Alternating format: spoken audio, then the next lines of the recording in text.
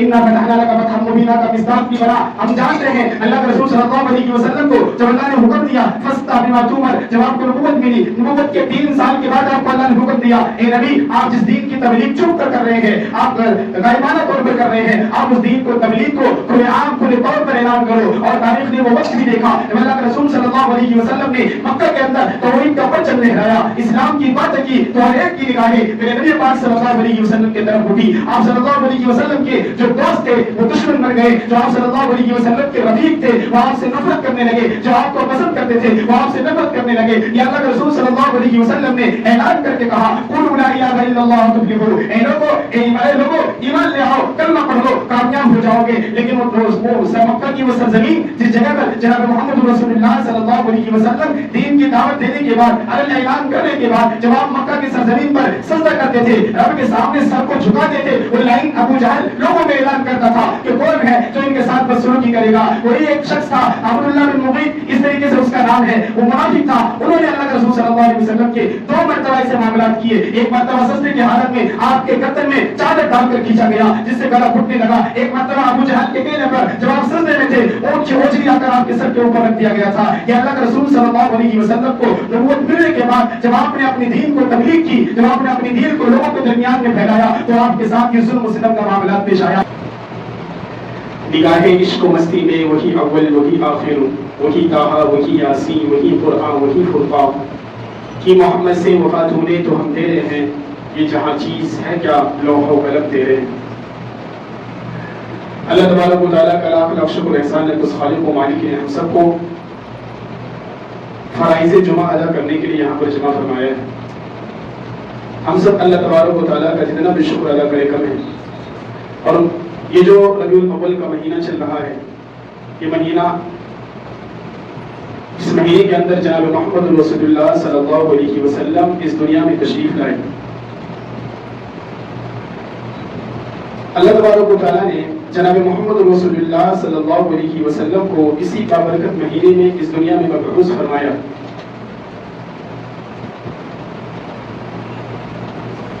देखें जिस तरीके से अल्लाह तबारक व तआला का हम्द व सना बयान करना, जिस तरीके से अल्लाह तबारक व तआला की वहदानियत को बयान करना मुसलमानों के लिए बाइस अजर सवाब का मुकाम है, उसी तरीके से जनाब मोहम्मद रसूलुल्लाह सल्लल्लाहु अलैहि वसल्लम के सीरत को अखलाक को बयान करना ये बाइस अजर सवाब है। क्योंकि अल्लाह तबारक व तआला ने कुरान में कई जगह पर इन बातों का जिक्र किया है। अल्लाह ने कुरान में कहा है मन युतिअ रसूल फक़द अता अल्लाह, कि जिस शख्स ने भी अल्लाह के रसूल सल्लल्लाहु अलैहि वसल्लम की पैरवी की उसने अल्लाह की पैरवी की। तो जनाब मोहम्मद रसूलुल्लाह सल्लल्लाहु अलैहि वसल्लम के जिक्र को बाइस अजर सवाब अल्लाह तबारक व तआला ने बनाया है। अब देखिए अल्लाह तबारक व तआला के कुछ फैसले बहुत ही ज्यादा अजीब होते हैं। जैसे कि आप सल्लल्लाहु अलैहि वसल्लम को जब अल्लाह तबारक व तआला ने इस दुनिया में मबऊस फरमाया, तो आप सल्लल्लाहु अलैहि वसल्लम जब अपने मादर शिकम में थे तो आपके वालिद साहब का इंतकाल हो गया। और उसके बाद जब आप इस दुनिया में मबऊस हुए, 6 साल के थे तो आपकी वालिदा का इंतकाल हो गया। उसके बाद जब 8 साल के हुए तो आपके दादा अब्दुल मुत्तलिब का इंतकाल हो गया। तो इस तरीके से जो आपके जिम्मेदार थे, आपके जो पालने वाले थे, जो आपको हर वक्त हर घड़ी साथ देने वाले थे, उनको अल्लाह तबारक व तआला ने उठा लिया। क्योंकि उलमा किराम इसमें हिकमत बयान फरमाते हैं कि देखो दुनिया के अंदर अगर हमारा कोई बच्चा किसी मामलात में आगे बढ़ जाता है, कोई बच्चा कोई बहुत बड़ा कारनामा कर लेता है, कोई बच्चा बहुत बड़ा काम कर लेता है, कोई बिजनेस बहुत बड़ा खोल लेता है, घर बहुत बड़ा बना लेता है, या फिर उसका कैरेक्टर लोगों के दरमियान में बहुत ज्यादा मशहूर होता है, तो लोग कहते हैं कि देखो फुला ने अपने बेटे की इतनी अच्छी तरबियत की है, फुला ने अपने बेटे को इतनी अच्छी तालीम दी है, तब ये आज ऐसा है। तो अल्लाह तबारक व तआला ने वो सांचा ही तोड़ दिया, वो रास्ता ही खत्म कर दिया कि कल होकर कोई लोग ये ना कहने लगे कि इसके माँ बाप ने इसकी तरबियत की थी, कि इनके माँ बाप ने उनको ऐसा बनाया था, बल्कि ताकि दुनिया वालों को पता चले कि जनाब मोहम्मद रसूलुल्लाह सल्लल्लाहु अलैहि वसल्लम की जो जात है, उनको सिखाने वाले, उनको रास्ता बताने वाले, उनको सारे काम में अगर किसी का हाथ है वो जनाब अल्लाह तबारक व तआला ने खुद उसकी जिम्मेदारी ली है। तो अल्लाह तबारक व तआला की ये फैसले बड़े अजीब है। और देखिए अल्लाह तबारक व तआला की बात जनाब मोहम्मद रसूलुल्लाह सल्लल्लाहु अलैहि वसल्लम की सीरत को बयान करना बाइस अजर सवाब है। क्योंकि अल्लाह के बाद अल्लाह के रसूल सल्लल्लाहु अलैहि वसल्लम की ज़मीन पर सबसे मुक़द्दस और बाइज़्ज़त इंसान है, सबसे ज्यादा अज़मत वाले इंसान है। تبھی تو اللہ کے رسول صلی اللہ علیہ وسلم کی سیرت کو بیان کرنے والے نے بہت زیادہ بیان کیا، لیکن آخر میں ایک جملہ کہہ کر رکنا پڑا، لا يمكن الثناء كما كان حقه بعد خدا بزرگ تو یہ قصہ مختصر کہ اللہ تبارک و تعالیٰ نے اللہ کے رسول صلی اللہ علیہ وسلم کو اتنا باعزت اتنا مکرم بنایا ہے کہ کوئی انسان آپ کی سیرت کو بیان کرنا چاہے تو وہ نہیں کر سکتا، آخر میں اسے یہی کہنا پڑتا ہے کہ اللہ کے بعد سب سے مقدس اگر کوئی ہستی ہے تو جناب محمد رسول اللہ صلی اللہ علیہ وسلم۔ اللہ کے رسول صلی اللہ علیہ وسلم کہ جب عمر بڑھی آپ کی تو اللہ کے رسول صلی اللہ علیہ وسلم کے زمانے میں جو ایک کام پیش آیا جس کو ہم اور آپ سنتے رہتے ہیں، کیونکہ اللہ کے رسول صلی اللہ علیہ وسلم کو اللہ تبارک و تعالیٰ اس دنیا والوں کے لیے نمونہ بنانے والے تھے، کیونکہ اللہ نے قرآن میں کہا ہے لقد کان لکم فی رسول اللہ اسوۃ حسنہ۔ اسی آیت کے اوپر میں آپ کو سامنے باتیں کروں گا۔ تو اللہ تبارک و تعالیٰ اللہ کے رسول صلی اللہ علیہ وسلم کو نمونہ بنانے والے تھے، اور اللہ کے رسول صلی اللہ علیہ وسلم کے زمانے میں ایک بات پیش آئی کہ کعبے کو تعمیر کرنے کی ضرورت پڑ گئی کسی وجہ سے، کعبے کو نئی سرے سے تعمیر کیا گیا۔ تعمیر کرنے کے بعد ایک بات پہ جھگڑا ہو گیا، کیونکہ زمانہ جاہلیت کا زمانہ تھا اور اس زمانے کے اندر ہر کوئی اپنے آپ کو بڑا سمجھتا تھا۔ آپ تاریخ اٹھا کر دیکھیں آپ کو پتہ چلے گا اللہ کے رسول صلی اللہ علیہ وسلم کی پیدائش سے پہلے لوگ اپنی بیٹیوں کو زندہ دفن کر دیا کرتے تھے، صرف اس وجہ سے کر دیتے تھے کہ میں اپنی بیٹی کو کسی کی یہاں شادی کروں گا، وہ میرا داماد بن جائے گا تو میرے داماد کے سامنے مجھے جھک کر رہنا پڑے گا، صرف اتنی سی انا کی وجہ سے اپنی بیٹیوں کو زندہ دفن کر دیتے تھے، اتنی زیادہ جہالت تھی۔ تو اللہ کے رسول صلی اللہ علیہ وسلم کو اس ٹائم جب اللہ کے رسول صلی اللہ علیہ وسلم کے زمانے میں یہ معاملہ پیش آیا، کعبے کو تعمیر کیا گیا، تعمیر کرنے کے بعد ایک بات پیش آئی کہ جو حجر اسود ہے اس کو اٹھا کر کعبے میں نصب کرنا ہے، تو یہ کام کون کرے گا؟ ہر قبیلے کا سردار کھڑا ہو گیا، کہا کہ یہ کام میں کروں گا، میرا قبیلہ بڑا ہے یا میں مالدار ہوں یا میں پرانا ہوں یا میرا خاندان بڑا ہے۔ سارے قبیلے آپس میں لڑائی جھگڑا کرنے لگے، آخر میں اس نتیجے پر پہنچے کہ چلو کسی ایک کو نمائندہ بناؤ، کسی ایک کو حاکم بناؤ۔ تو کہا کہ کسی ایک کو ہم اپنا نمائندہ کس طریقے سے بنائیں گے؟ تو لوگوں نے مشورہ دیا کہ کل صبح جو شخص سب سے پہلے کعبے کے اندر داخل ہوگا اس کو امیر بنانا ہے، وہ جس کے بارے میں فیصلہ کر دے گا اس کے لیے حجر اسود نصب کرنا صحیح ہوگا۔ تو سارے لوگوں نے اس مشورہ پر لبیک کہا، اور تاریخ نے دیکھا کہ کل کی صبح میں جناب محمد رسول اللہ صلی اللہ علیہ وسلم کعبے کے اندر داخل ہوئے۔ تو سارے لوگوں نے جب یہ منظر دیکھا تو ان کی زبان سے ایک ہی صدا نکلا، آمن امین، یہ امین ہے، یہ صادق ہے، یہ سچا ہے، اسے ہی آنا چاہیے تھا اور یہی آیا ہے۔ اللہ کے رسول صلی اللہ علیہ وسلم نے ایک عملی نمونہ بنایا، ایک طریقہ بنایا اور ایسا عملی نمونہ بنایا کیونکہ اللہ نے قرآن میں کہہ دیا ہے وما ارسلناک الا رحمۃ للعالمین، کہ نبی ہم آپ کو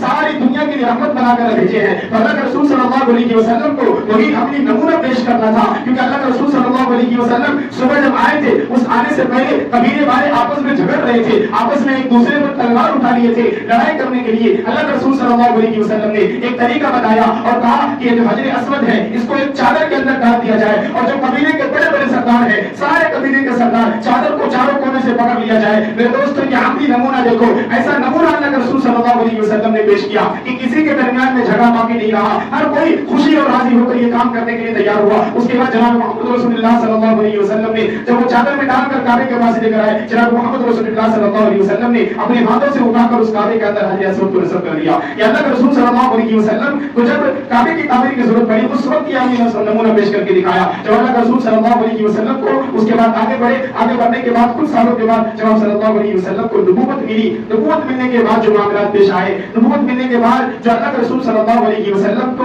احکام دیے گئے اس کے بارے میں ہم اور آپ سبھی جانتے ہیں۔ جو سب سے پہلے وحی جو ہمارے ہیرا کے اندر جناب محمد رسول اللہ صلی اللہ علیہ وسلم پر نازل ہوئی تھی، اللہ کے رسول صلی اللہ علیہ وسلم آپ کو نبوت ملنے سے کچھ مہینے یا کچھ سال پہلے سے ہی اللہ کے رسول صلی اللہ علیہ وسلم گوشہ نگینی اختیار کر لیے تھے، یعنی اکیلے رہتے تھے، تنہا رہتے تھے، ہمیشہ اللہ کی خلقت میں غور و فکر کرتے تھے، اللہ کی بنائی ہوئی تخلیق ہر چیز میں غور و فکر کرتے تھے، تدبر کرتے تھے۔ اس کے بعد جب آپ غار ہیرا میں تھے وہاں پر جبرائیل علیہ السلام جو سب سے پہلا حکم جو سب سے پہلی آیت اس امت کے لیے لے کر آئے تھے وہ قرآن بسم ربک الذی خلق، جب فرشتے آئے آنے کے بعد آپ صلی اللہ علیہ وسلم کو کہا کہ آپ پڑھیے، اللہ کے رسول صلی اللہ علیہ وسلم نے کہا میں پڑھنا نہیں جانتا، اور تو جبرائیل علیہ السلام نے آپ صلی اللہ علیہ وسلم کو دبایا اور کہا پڑھو۔ اسی طریقے سے 3 مرتبہ آپ صلی اللہ علیہ وسلم نے کہا کہ مجھے پڑھنا نہیں آتا، پھر جبرائیل علیہ السلام نے خود آپ کے سامنے پڑھا اقرأ بسم ربک الذی خلق خلق الانسان من علق۔ اس کے بعد آپ صلی اللہ علیہ وسلم گھر آئے، گھر آنے کے بعد بڑے بے چین تھے، بڑا خوف طاری تھا کیونکہ پہلی مرتبہ یہ معاملہ پیش آیا۔ آنے کے بعد حضرت عمر رضی اللہ تعالیٰ عنہ سے کہا میرے اوپر چادر ڈال دو، آپ صلی اللہ علیہ وسلم کے اوپر چادر ڈال دیا اور آپ صلی اللہ علیہ وسلم نے کہا میں ہلاک ہونے والا ہوں، میں اس دنیا سے جانے والا ہوں۔ حضرت عمر نے پوچھا کہ اللہ کا رسول آپ ایسا کیوں کہہ رہے ہیں، آپ کیوں اس دنیا سے جانے والے ہیں؟ کہا کہ میرے ساتھ یہ معاملہ پیش آیا ہے، ایک فرشتے آئے تھے، انہوں نے مجھے اس طریقے سے بات کی ہے، اللہ کے رسول صلی اللہ علیہ وسلم کو حضرت عمر رضی اللہ تعالیٰ عنہ دلاسا دے رہی ہے اور اور کہہ رہی ہے کہ آپ ایسے نہیں ہیں، اللہ آپ کو برباد کر دے گا، آپ یتیموں کے والی ہیں، آپ کمزوروں کو مدد کرنے والے ہیں، مجبوروں کو مجبوری کو دور کرنے والے ہیں، آپ ہر کسی کے لیے شفقت بن کر آئے ہیں، آپ ہر کسی کی مدد کرتے ہیں۔ مکہ کی سرزمین پر کوئی ایسا آدمی نہیں ہوگا جس کو مدد کی ضرورت ہو، آپ وہاں پر ہو اور آپ نے مدد نہ کیا ہو، آپ کو اللہ ضائع نہیں کرے گا، آپ کو اللہ تبارک و تعالیٰ نے منتخب کیا ہے۔ اس کے بعد حضرت عمر رضی اللہ تعالیٰ عنہ اللہ کے رسول صلی اللہ علیہ وسلم کو لے کر اپنے بھائی کے پاس ورقہ بن نوفل کے پاس جاتی ہے۔ جانے کے بعد وہ نابینا ہے، وہ مواحد تھے، کتابوں کا علم تھا ان کے پاس لے کر گئی اور کہا کہ دیکھو ان کے بارے میں کیا رائے ہے۔ انہوں نے کہا میں نے تورات کے اندر اس بات کو پڑھا ہے، آخر میں ایک نبی آئے گا جس کا نام محمد ہوگا، آخر میں مکہ کے لوگ اس کو اپنے گاؤں سے نکال دیں گے۔ اللہ کے رسول صلی اللہ علیہ وسلم کو جب یہ بات بتائی گئی کہ ایک وقت آئے گا آپ کو مکہ کے سرزمین سے نکال دیا جائے گا، اللہ کے رسول صلی اللہ علیہ وسلم نے حیرت ہو کر پوچھا کیا جو میرے اپنے لوگ ہیں وہ مجھے نکالیں گے؟ کہا کہ ہاں، جو آپ کے خاندان والے ہیں، آپ کے رشتہ دار والے ہیں، وہ آپ کو نکالے گا۔ اللہ کے رسول صلی اللہ علیہ وسلم یہ پیشن گوئی پہلے ہی سن چکے تھے جو ہجرت کا واقعہ پیش آیا۔ اللہ نے قرآن میں اس بات کو کہا، اللہ کے رسول صلی اللہ علیہ وسلم کو ایسے حالات آئے، آپ صلی اللہ علیہ وسلم کو مکہ سے ہجرت کر کے مدینہ جانا پڑا۔ اور دیکھیں آپ صلی اللہ علیہ وسلم کے بارے میں اللہ نے قرآن میں جو باتیں کہی ہیں اس کے بارے میں وَمَن يُطِعِ اللَّهَ وَالرَّسُولَ فَأُولَٰئِكَ مَعَ الَّذِينَ أَنْعَمَ اللَّهُ عَلَيْهِم مِّنَ النَّبِيِّينَ وَالصِّدِّيقِينَ وَالشُّهَدَاءِ وَالصَّالِحِينَ۔ اللہ تبارک و تعالیٰ نے اس آیت کے اندر ایمان والوں کو یہ بات بتائی ہے کہ جو شخص بھی اللہ کے رسول صلی اللہ علیہ وسلم کی پیروی کرے گا، اللہ کے رسول صلی اللہ علیہ وسلم کے حکموں پر چلنے والا بنے گا، اللہ تبارک و تعالیٰ اس کے لیے وہ انعام دیں گے جو انبیاء کے لیے ہوگا، جو صدیق کے لیے ہوگا، جو شہداء کے لیے ہوگا، جو صالحین کے لیے ہوگا۔ لیکن شرط ہے ہم اللہ کا رسول صلی اللہ علیہ وسلم کے حکموں پر چلنے والے بنے۔ یہاں پر اللہ کے رسول صلی اللہ علیہ وسلم کو جب یہ بات بتائی گئی آپ کو مکہ کی سرزمین سے آپ کے لوگ نکالیں گے، آپ صلی اللہ علیہ وسلم کو تکلیف ہوئی، لیکن آخر میں